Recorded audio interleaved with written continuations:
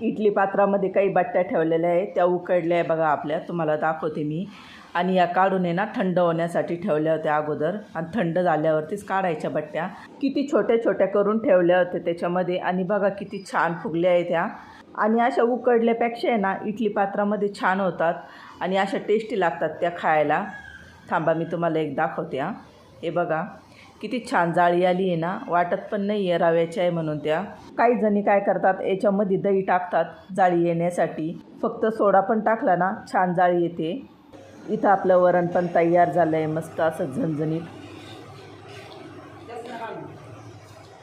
तुला लागत तर्री टोस्टवाणी कट करू, कशा कट करू.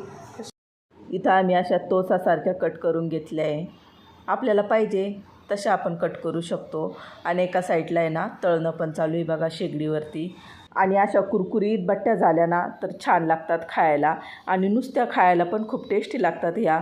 मला बट्टी खायचं म्हणलं ना तर मला चटके पण बसत नाही, लगेच तोंडामध्ये जाते माझी गरम गरम बट्टी.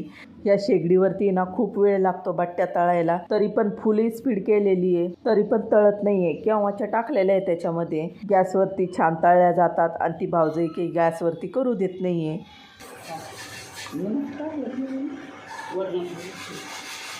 त्याच्यामध्ये